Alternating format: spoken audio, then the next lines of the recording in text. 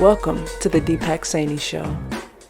He said he gon' huff and puff and blow my mind up. You meet the island girl, she might Jxxiii wind up. Welcome to the Deepak Saini Show. I want to thank Jxxiii for the intro music. You can find her link in the show description. My guest today is Rennie Gabriel. I pronounced that properly, correct? Yes, you did. Awesome, thank you. So let's tell you a little bit about Rennie.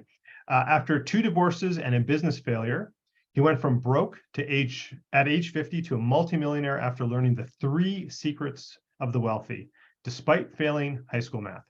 Rennie is a TEDx speaker, and he now donates 100% of his profits from his books and online programs to rescue dogs and soldiers. His award-winning best-selling book, Wealth on Any Income, has been translated into 8 languages. Rennie, thank you for being on the Deepak Saini Show. Thank you, Deepak. Thank you for the opportunity. You're more than welcome. And for those who might not know, I've actually been a guest on your podcast in the past, and we bonded over dogs and rescue dogs, because my dog is also a rescue dog as well. So yeah, really great to have you on here. So the first question I'd like to ask is, I mean, your bio kind of sort of tells a little bit of the story, but like, give us a little bit more. How did you get to like where you were at that point at age 50, and then, you know, that second half to where you're at now? Well, one of the things that I think is important to realize is that I struggled with money most of my life. And the saddest part about it, now you're a certified public accountant, correct? I am. Okay. And I think when you were on my show, I asked this question, or maybe it wasn't a part of the recording, but do you recall in your training where you had an education as becoming an accountant on how to teach your clients how to do a budget? Right. It's missing. Now, I was certified as a financial planner. Missing for me, not how you didn't know information about how to teach my clients, no information about me learning it either. And so I really didn't understand how to do a budget, how to construct one, how to figure out the way to spend less money than what was coming in. And, you know, that created problems. So I read as much as I could in my 40s and finally found solutions. But by the time I was 50, I was divorced for the second time. I'd had a business failure in my 30s. And so I was broke. I was starting over from scratch at age 50. But at least now I had an education. I knew what to do right. You brought up something. I see this, I hate to say it, but even like friends and family, but, you know, they make good incomes, but they just spend maybe 5%, 6%, you know, whatever, less than 10% more every month. And they don't even realize it, because it's like a little bit here, you know, it's very, when it's that little bit, you know, maybe that's just $1,000 a month, maybe, or less even, but they, you know, basically, you know, stealing from Peter to pay Paul, or whatever that saying goes. And next, you know, at the end of the year, you're like, our savings aren't growing, or what's going on, or why is the credit card just creeping up? You know, that sort of thing. It's like, pick a number, it doesn't matter. It's going to be the same for all sort of people. But I see that a lot, where people just like, they just spend high income earners who just a little bit offside, not even much, just a little bit. And, you know, at the end of the year, you're like, how are we behind than where we were last year? Exactly. And one of the saddest parts is that I thought I was doing so well. I had plenty of money. I went into the online space. I'm getting an education. I'm hiring coaches. I'm buying programs and doing all this stuff. And I said to my assistant, she was asking me about how much I spent. And I said, oh, probably over the last few years, maybe $120,000. And she said, Rennie, I don't think it's that at all. I said, no, it can't be more than that. Anyway, I had given up tracking my spending, which is what I did for 10 years. So all the money that's coming in, all the money that's going out, it's the kind of habit that John D. Rockefeller had, made him one of the wealthiest men in the world. You know, hey, if it's good enough for those folks, should have been good enough for me. He didn't give it up. I did. When I looked and started going through all the records of what I spent, it wasn't 120 or even 150,000. It was $400,000. That's magnitudes difference. Yes, but that's an indication of what it's like for any higher earning family or individual or professional if they're not tracking the spending. I mean, Overeaters Anonymous uses a process of writing down everything you put in your mouth. Doesn't matter what it is, write it down. That creates consciousness. And when I gave it up, I went unconscious. That's a great analogy. And not to talk about me, but I have found for my clients too, and I'm not a super tracker of everything, but I just ask my clients for just 2-week period. Just write down everything that goes in your mouth, and that's our baseline, and we can make small tweaks. And I've had clients tell me, it's like, I know that you're going to see this, so I put something back. So yeah, I think that goes to that. So you have what are some of the myths that keep people broke? Or yeah, we'll just go with the word broke. Yeah, sure. That works. Well, one of the idea is that the more money you make, the more wealth you create. And the reason that's false is because most people, and I think it's Franklin's Law or something, I don't know. Someone told me about it just today that says, as your income goes up, your spending goes up, usually a little bit higher. And for me, what I noticed over like a 20-year time span, when I started teaching school, I earned $6,500 per year. Okay, long time ago. I was short about $100 a month. So I gave up school teaching, went into sales, doubled my income, and now I'm short $200 a month. This continued. And then when I passed $100,000 a year, I was short $2,000 a month. Making more money is not going to support people to create wealth unless they know how to manage whatever it is that's coming in. And that's why I titled the book Wealth on Any Income. I created a multi-million-dollar net worth while I was earning $5,000 a month. Not 100,000, not 2, 3, 400,000. On $5,000 a month, I created a multi-million-dollar net worth. I would say, tell me, I love your opinion on this. You kind of gave that example of as income increases and how, in your case and many others as well, then their spending goes. It's not a linear. It's all. I would argue it's almost like a, it's a parabolic, right? It's like, yes, I don't know if it's a psychological thing. More is coming. I just got a big raise. I'll get another big raise. Now I need the boat, which is magnetized bigger than a new car, and that sort of thing. Would you say it's kind of parabolic? Yeah. Yeah, absolutely. I mean, I saw it in my own situation, oh, gee, I'm making more money. I can now do this, but not relating it to actually what are my current expenses. And I actually found the solution in the most unusual place. And it was a 12-step program called Debtors Anonymous. That is where I learned how to align my income and expenses with the support of the group. Because it's a program like AA where one member helps another member or a group of people help someone. Accountability. I mean, like in my world, that's huge, right? So I'm assuming that's part of the group, like AA is having that accountability to the group, to your sponsor, et cetera. That's correct. And it works. Yeah. Awesome. Yeah, again, I'm just thinking of the audience here, and we have quite a diverse audience. But again, just back to my own example, some personal friends and family who have gotten to that trap that I mentioned. So I think there's going to relate to a lot of people who are listening to this of all sorts, whether it be, coaches, entrepreneurs, or, professionals, even other accountants, I would imagine as well. Yeah, no, it's true, because back when I was doing one-on-one coaching, many of my clients were accountants.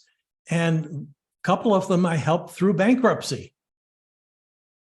The same skills that I was lacking are the same. I mean, just because, you probably have seen this in your practice from other accountants that just because they know how to do tax returns doesn't mean they know how to handle money effectively.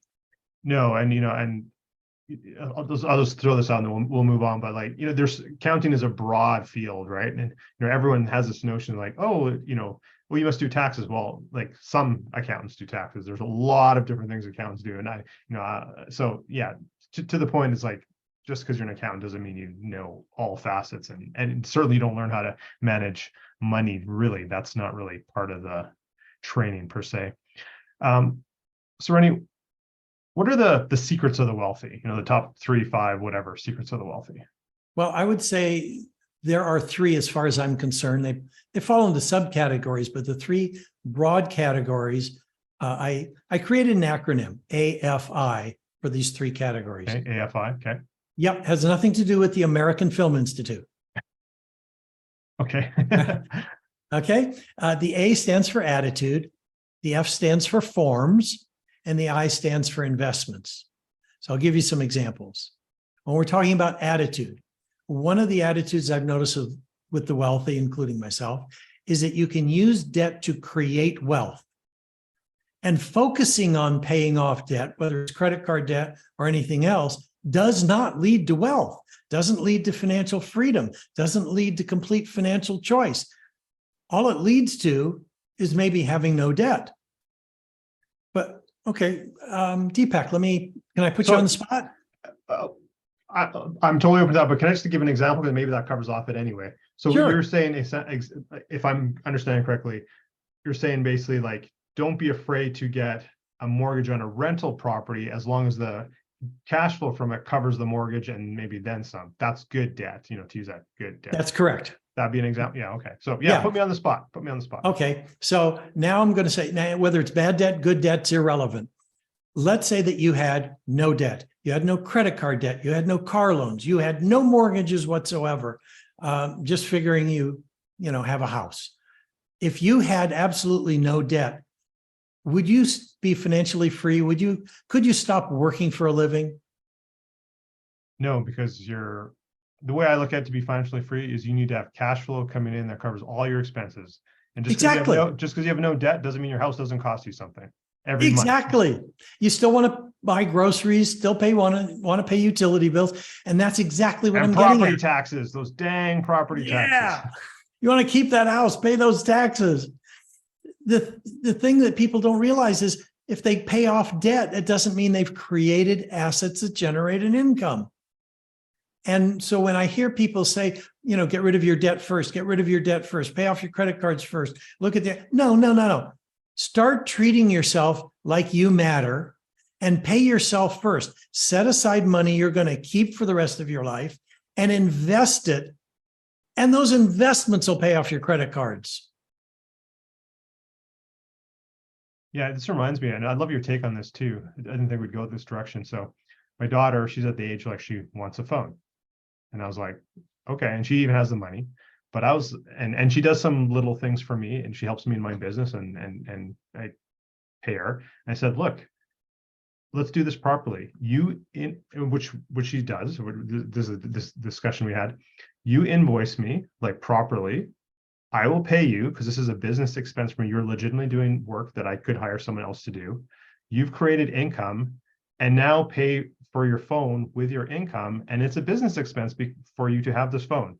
And so instead of paying in after tax dollars, you're paying in before tax dollars. And of course she's 12, so she doesn't quite get it, but she's like, okay, Dad, whatever you say. But like, what do you think of that kind of approach? In that my example or just in generally? Well, I think it's a fabulous approach because what it's doing is teaching her concepts that are important at an early age. She will be able to utilize for the rest of her life. And so you're giving her the kind of education that people don't get in school. The kind of education that schools provide is to manufacture employees, not people who can think critically. We could talk an hour in the school system. We won't even go there. Fine. So, I'll make it short. It's not going to create entrepreneurs or people who can think for themselves. It's only going to create and manufacture people who can get jobs, which, corporations need employees. So I understand it, but it'd be nice if there was some flavor to how do you operate in business? How do you handle money effectively? What do investments look like? Those are the things. Do you know anyone who graduates from school who does not have to handle money? Nope. No. So why not have some education in that area? Yeah. Absolutely. And to be honest, I've done some volunteer stuff in the past with various programs that try and go into the school for one day of the year, or maybe 2 days, and teach the kids some fundamentals. And that's all good, but no, it really should be core curriculum. And I think it should start at, grade 3 or something like that. Yeah, That's my exactly. personal opinion. I agree, Deepak. Yeah. So we covered A. So then what, F and I? Yeah. So F is for forms.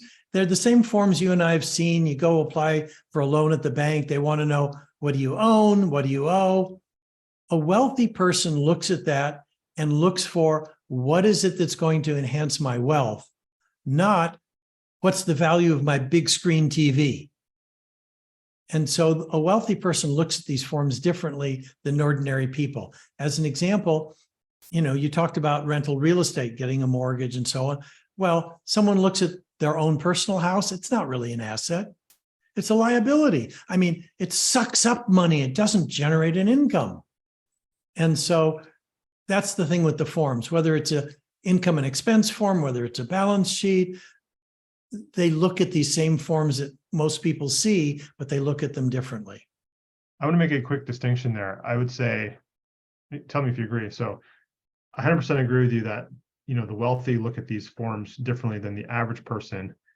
But I'll say very few of the average people even understand those forms. The vast majority don't even understand those. Would you agree with that? Yeah. Okay. You're agreeing. Yeah. Unfortunately, that's correct too.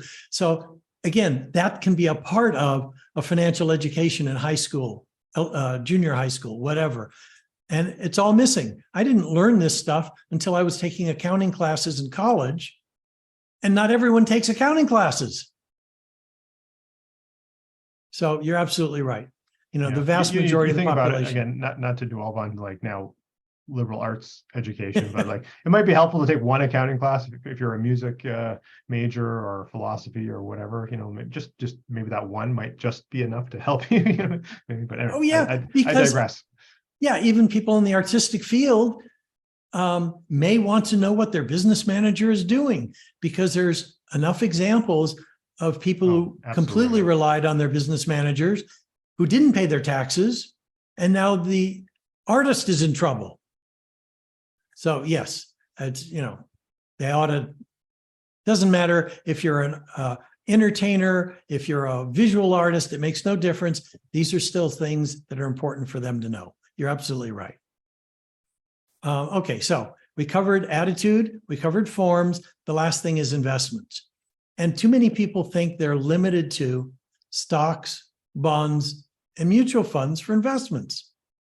But that's not the case. Wealthy people also have real estate. I mean, just in the real estate category alone, you could have a dozen, 2 dozen different things, from self-storage to houses, to apartment buildings, to office buildings, to triple net leases, on and on and on. And there's oil and gas investments, there's equipment leasing, there's cryptocurrencies, there's precious metals, there's, so many things that wealthy people invest in besides stocks, bonds, and mutual funds. Their own business is a good example. And or using their business to generate the income and the excess capital to do real estate or whatever. That, absolutely right.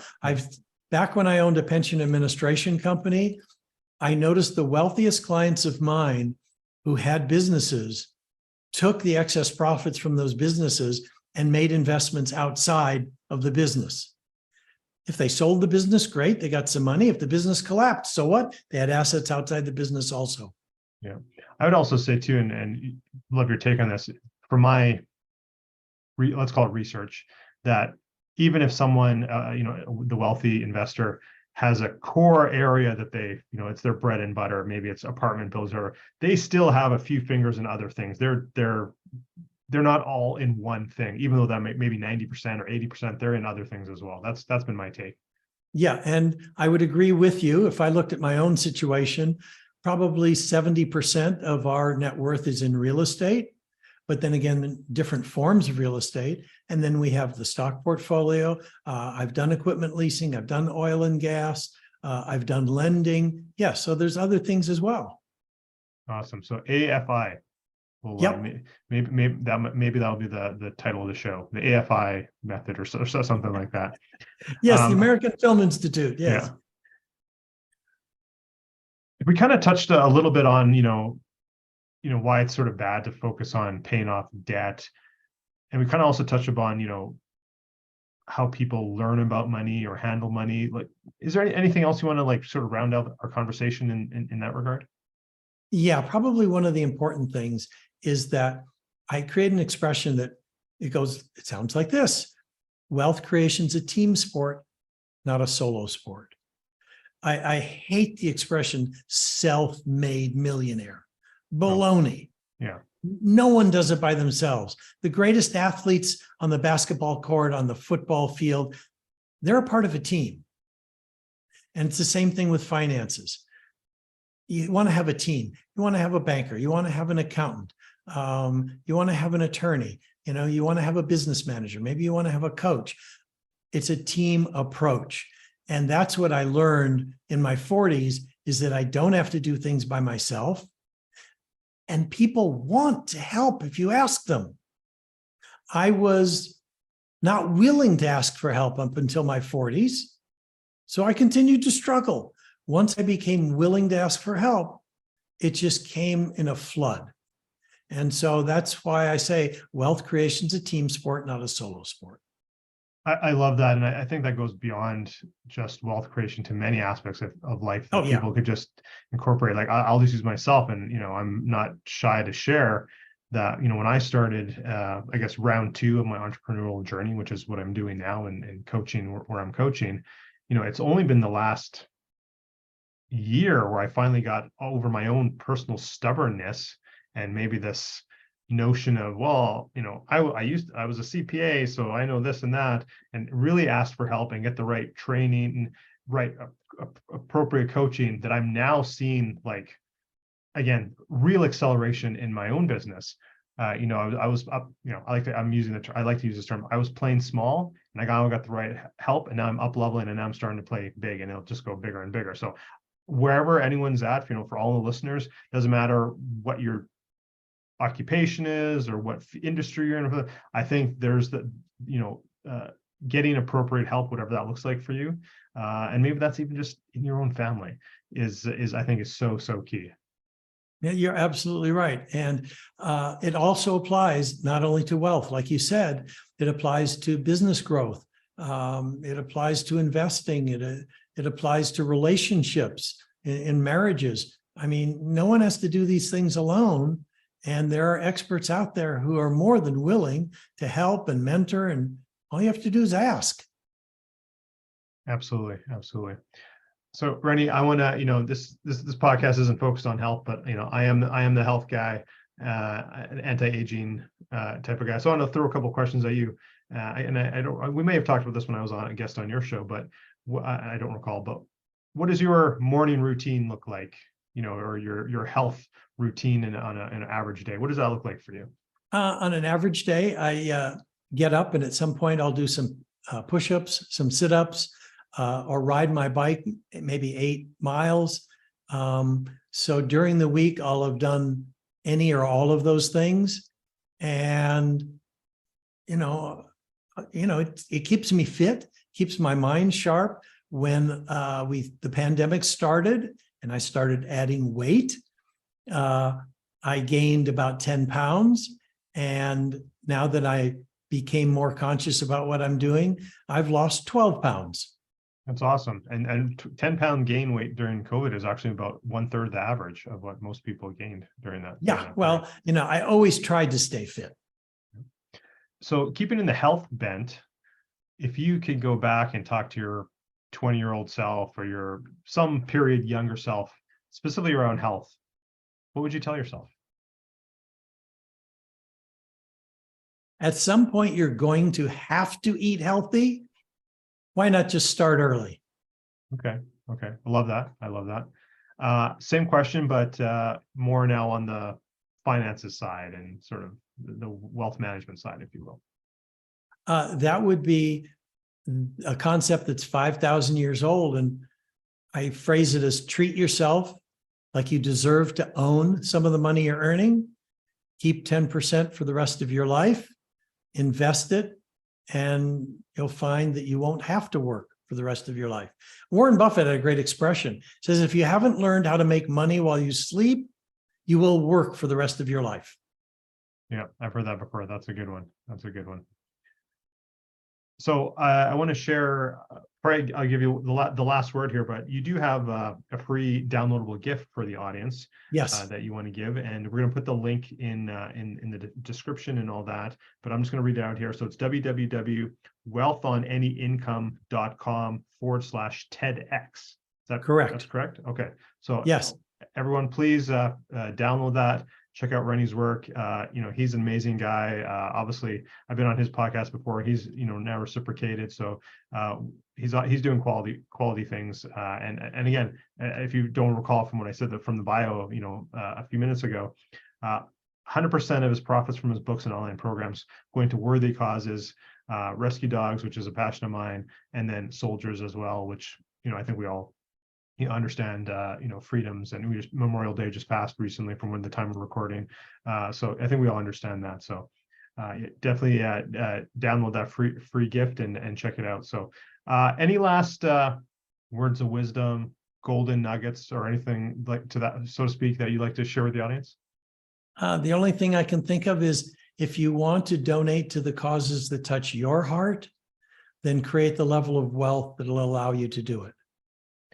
I love that, and I'm gonna add on to that. We're not quite done yet. So you probably hear this all the time too, and I think it's dying down, this whole I don't know what you want to call it, that sort of religious dogma of money is evil and blah blah. I think that's kind of going by the wayside. Some people still believe that, but there's still people who I talk to in with the other coaches, and like, I'm out to help people, and I'm not in it for the money. And I don't think we should be in it solely for the money. But my counter argument, and I think you're going to agree, I know you're going to agree with me, is like, the more you create value in the world also means more money to yourself, which means you can put it back into the causes that are important to you. Maybe that's your family, maybe that's your own community, maybe that's big global events, whatever it is. That's my take. It's like, go do the best you can, create value, create as much wealth as you can, and make that recycle so that you can do the things not only that you want to do personally, but also make a bigger impact in your community, in the world, et cetera. That's my take. I think you're absolutely right. And as an example, if they go to the TEDx, they'll get two things: a 9-step roadmap that'll show them how to get from wherever they are to a place where they have complete financial choice and philanthropy, and hear my TEDx talk, which talks about how we've been programmed to believe it's better to be poor than to be wealthy. There's a lot of subconscious programming that goes on, and until we're aware of it, there's not much we can do about it. We could probably talk another hour on just subconscious programming, but we'll maybe around 2 at some point. We'll leave that one. So, Rennie, thank you very much for being a guest on the Deepak Saini Show. I really appreciate your time. That was a great last nugget of wisdom there. I really appreciate it. So I'm just going to throw it back to J23, who's going to put us out of the podcast with her music. And again, everyone, thanks for listening to the Deepak Saini Show. Exceptional results for the exceptional you. Thank you, Deepak. You're welcome. Thank you. Podcast produced by the Minted Green Company